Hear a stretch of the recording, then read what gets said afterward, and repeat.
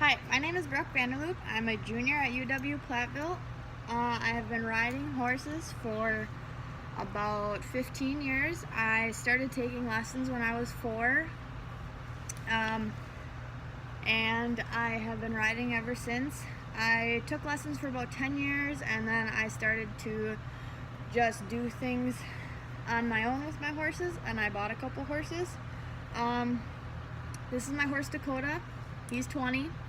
I've had him for about 10 years also. Today I'm going to show you how to tack up a horse.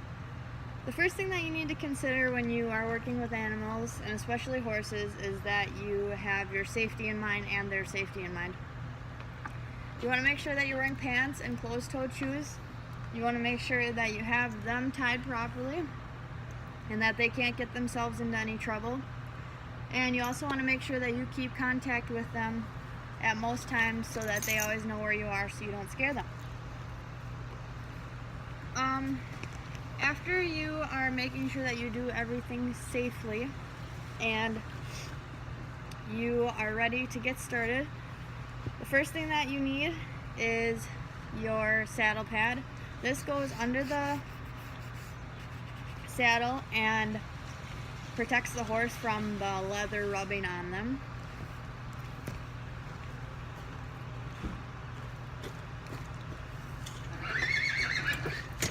This is a Western saddle. You have your horn, which an English saddle does not have. It's just flat on the top without this piece. The breast collar, which goes across their chest, and the girth, which goes underneath their belly to hold your saddle on.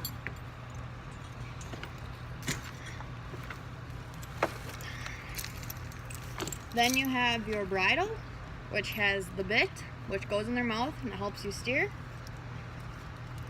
You have your reins, which also control where you're going and your steering. And then you have, well, I specifically have a tie down, which goes underneath the bridle and it keeps their nose tucked down so that they don't throw their head around, because Dakota has a little bit of a problem with that. So I always wait until the last thing to do. When I'm tacking up my horse, I wait to put the bridle on last, because for safety reasons, people have tied their horses with their reins and their horse has broken their jaw or ripped the bit straight through their face because they got spooked. So, not a good idea to do.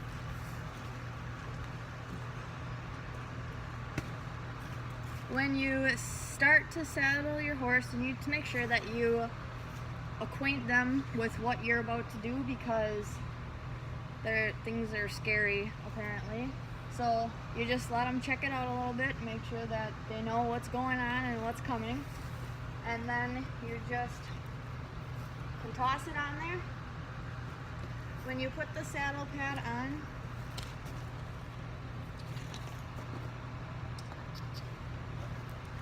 you need to make sure that it's far enough forward that it's not sticking into their gut, because that's going to upset them and they could potentially buck you off.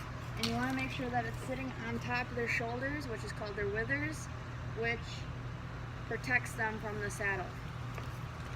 Then when you put the saddle on, I like to hook the stirrup to the horn, and I like to throw the breast collar and the girth over top so that you don't have a bunch of stuff flapping on them when you go to throw the saddle over top of them. And if you hit them on the other side and they come flying at you, it's just not a good combination. So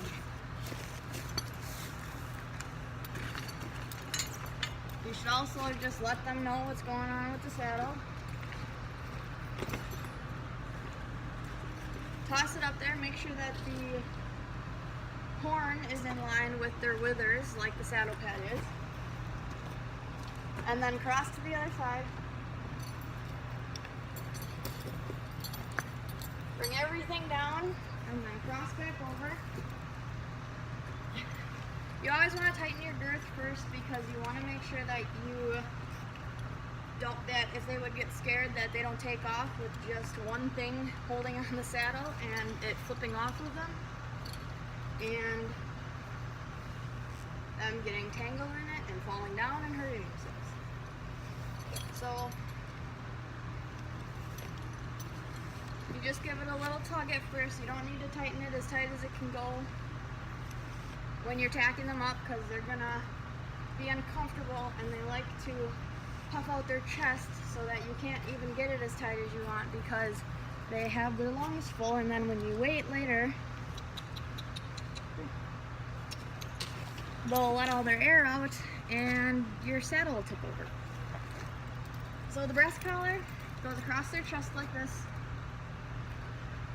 You want it tight enough that it's sitting above their shoulder bone, but also loose enough that they have room for movement, because the shoulder obviously moves when they move. And that just gets clipped underneath on this little metal ring. And when I put the horse's bridle on, I like to leave the halter around their neck, just so if they decide to go for a little walk that they can't, because they're still attached to the wall. So like I said, this goes on underneath the bridle, just like their halter. You just slide it, sorry bud, slide it up over their nose and put it over their ears.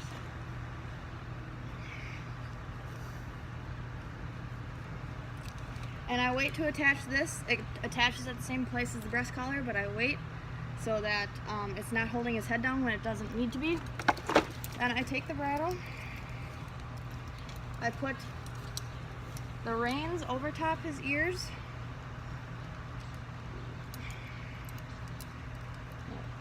Technical difficulties here. Okay, get everything situated like this. I grab up between his ears so that he puts his head down for me. I grab the bit in my hand. I stick my finger in his mouth, which causes him to open up just a little bit. And then I put it up over his ears. When you put your bridle on your horse, you want to make sure that you have about 1 or 2 wrinkles on their lip, and that the bridle is over top of their tongue and not under it, because that is extremely painful. Then you just latch the chin strap on with enough slack that you can get your fingers in there. And you can let them off your halter when you're ready to go, or you can leave them like this, or put the halter on if you're going to be waiting around a while.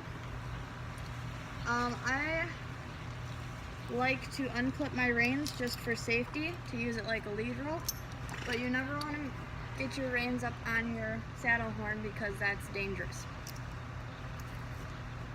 So if you follow all of these steps, you make sure that you're both safe and that you have the right equipment and you have it on your horse properly. You're ready to go for a ride. Thank you.